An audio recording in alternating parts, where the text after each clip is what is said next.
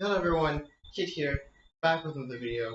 Today guys, I'm back to you with part 4 of the Sheriff's Handbook. Once again, I'll leave a link to the description box below. Emails at themoney@gmail.com for our conversation.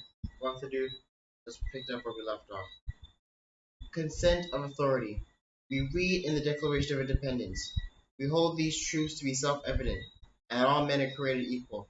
That they are not endowed by their Creator with certain unalienable rights. Among these, life, liberty, and the pursuit of happiness. To secure these rights, the governments instituted among men, deriving their just powers from the consent of the governed. Any authority our servants have is by our consent. If they act outside the authority, they are subject to criminal charges under U.S. Codes 42 and 18 and liable for damages under the U.S. Codes and common law. Consent to indict. The Fifth Amendment states, no person shall be held to answer for a capital or otherwise infamous crime unless on a presentment by the indictment of a grand jury. Therefore, our servant government requires the people to get an indictment grand jury. Judges, servants have no authority to make a ruling or a judgment on people, master, without the people's consent. In legal terms, when the judge of a court of record asks, "Do you understand?" he means, "Do you understand the authority of this court?" So if you say yes, you just gave him or her jurisdiction over you. Nevertheless, if the person standing before the judge is not informed of the court's intent, the judge will be subject to charges of fraud. Only the people can judge. Our U.S. Constitution only authorizes the common law courts, aka courts of record. Of a court that removes the power of a judge to make a ruling. His or her role is that of the administrator of the court. The final decision is to make the tribunal, who is the sovereign people, aka the jury. Remember, the servant cannot rule over the master. Can the clay rule over the potter? Every man is independent of all laws, except those prescribed by nature. He is not bound by any institutions formed by his fellow man without his consent. Common law is the common law. Common law is the law of the land. All cases which have cited Murray versus Madison case to the Supreme Court have never been overturned. The Constitution was ordained and established by the people for the United States of America, aka the government. Thus, government was created by an act of the people. Therefore, the creation cannot trump the creator. If any statement within any law which is passed is unconstitutional, the whole law is unconstitutional. Burberry versus Madison. Where rights secured by the Constitution are involved, there can be no rule making or legislation which would abrogate them.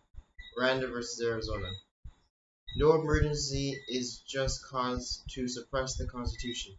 While an emergency cannot create power and no emergency justifies a violation of any of the provisions of the United States Constitution or states' constitutions, public emergencies such as economic depression for a especially liberal constitution or constitutional powers, and has been declared that because of national emergency it is a policy of the courts of times of national peril so liberally to construct the special powers vested in the chief executive as to sustain and effectuate the purpose thereof and to that end also more liberally to construct the constituted division and classification of the powers to the coordinate branches of the government, and insofar as may not be clearly inconsistent with the Constitution. Constitutions must be constructed to reference the common law. Summary proceedings are null and void.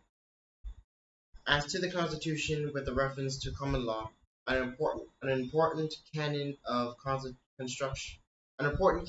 construction is that constitutions must be constructed to reference to the common law. The common law so permitted destruction of the abatement of nuisances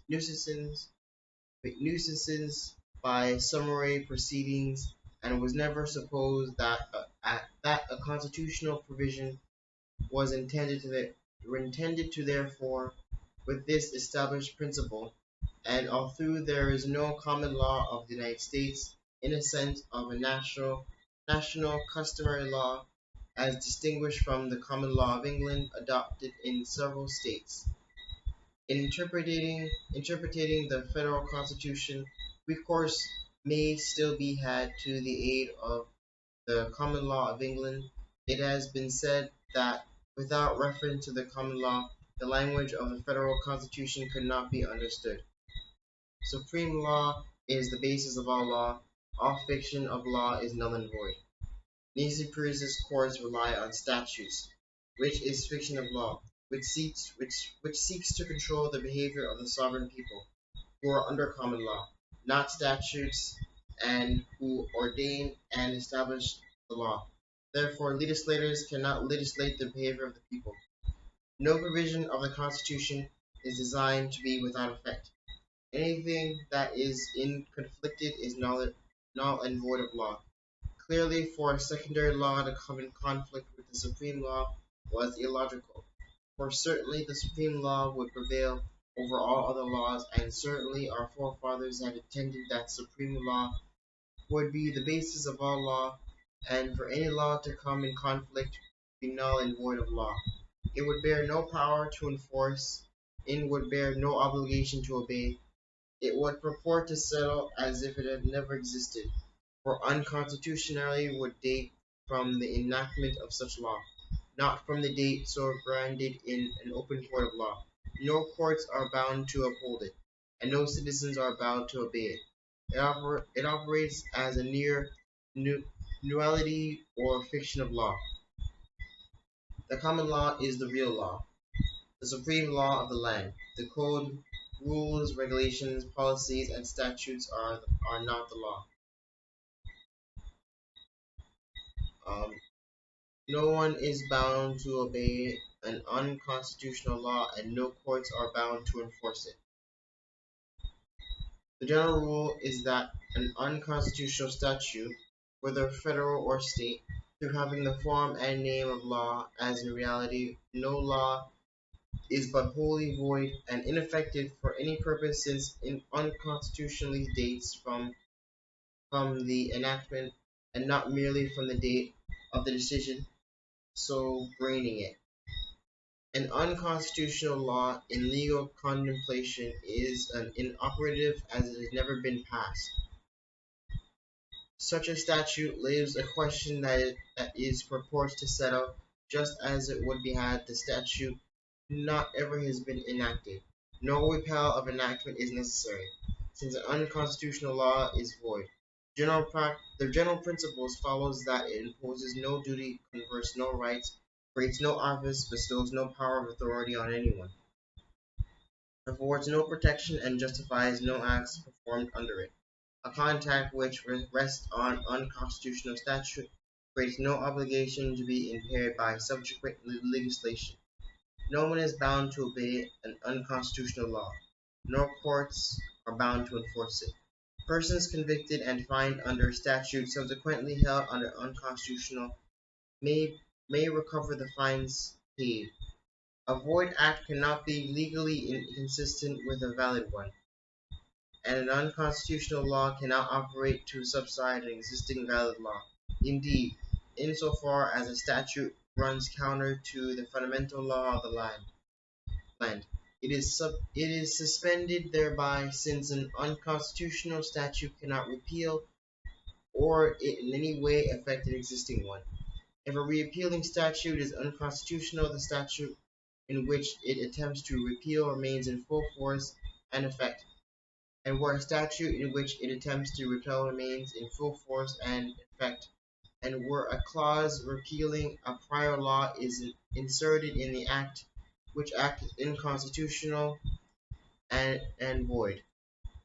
The provision of the repeal is the prior permitted to operate as repealing of such prior law. The general principles stated above apply to the Constitution as well as the laws of several states insofar as they are repugnant to the Constitution and laws of the United States. Due process. The Russian Constitution provides the following rights for their citizens: the right to work, the right to rest, the right to maintenance, the right to education, the freedom of coincidence, the freedom of religion, the freedom of speech, freedom of the press, and the freedom of assembly. But what the Russian constitution lacks is the right of due process. Due process is the right to be heard in courts of justice. Due course of law, this phrase is synonymous with due process of law, or law of the land, and means law in its regular course of administration through courts of justice. No person shall be deprived of life, liberty, or property without the process of law. Similar provision exists in all the state constitutions.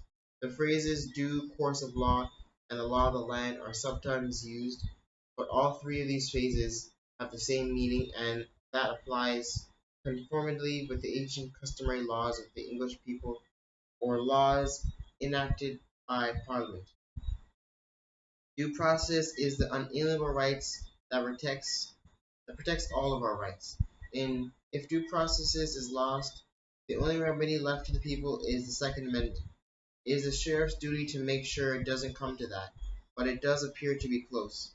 Due processes require an indictment before being tried. Our county jails are filled with people who are never indicted. Amendment 5.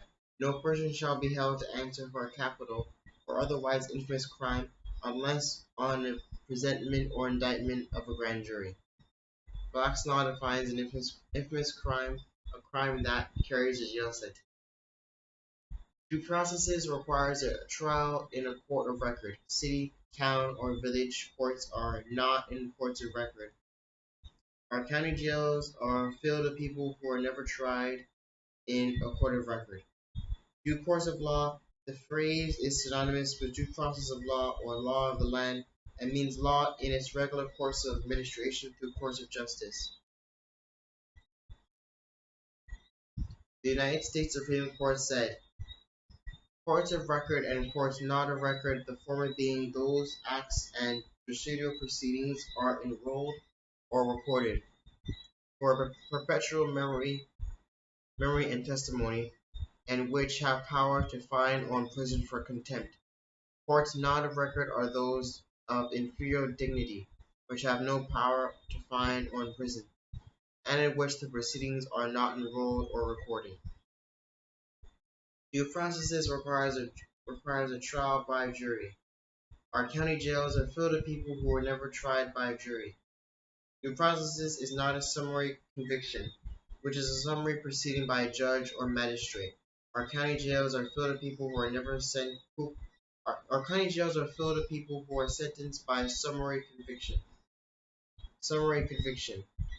The conviction of a person usually for a minor misdemeanor, as a result of his trial before a magistrate or court, without the intervention of a jury, which is authorized by statute in England and in many of the states. In these proceedings there is no intervention of a jury, but the party accursed and acquitted or condemned by the suffrage of such person is as a statute as appointed to be his judge. A conviction reached on by a magistrate's trial is called a summary conviction. As to the Constitution with reference to the common law, an important canon of construction is that constitutes must be constructed to reference the common law. Common law so permitted destruction of the abatement of nuisances by summary proceedings, and it was never supposed that a constitutional provision was intended to interfere with this established principle, and although there is no common law of the United States is in a sense of a national customary law, as distinguished from the common law of England adopted in the several states. In interpreting the federal constitution, recourse may still be had to the aid of the common law of England. It has been said that without reference to the common law, the language of the federal constitution could not be understood. Due process requires a lawful warrant before a person's property can be searched or property seizure. Many people have been abused with unlawful warrants. Due process requires that tax seizures have a warrant with the wet signature of a judge or supported by sworn proof of claim, oath, or affirmation Many lives are destroyed by unlawful tax seizures. Non-judicial foreclosures are without due processes. Many homes are taken by unlawful foreclosures. By law of the land is more clearly intended by the general law, a law which hears before it condemns, which perceives upon inquiry and renders judgment only after trial. No man shall be deprived of his property without being heard in his own defense. If people are going to be incarcerated, if people's homes are going to be searched, if people's homes are going to be seized, or if people's bank accounts are going to be seized, it must be done lawfully, or America is no better off than an unauthoritarian state. It is sworn by the duty of the sheriff, being chief conservator of the peace within his territorial jurisdiction, and chief executive and administrative officer of the county, to know when the people's unalienable rights are going to be violated, and to protect them by preventing these acts of lawlessness. Let them get a lawful warrant if they can. Alright guys, I'm gonna end off here, and once again, I'll leave links down in the description box below. On for email, you can email us at themonks@gmail.com for private consultation, and I'll see you guys in the next video. Have a nice day.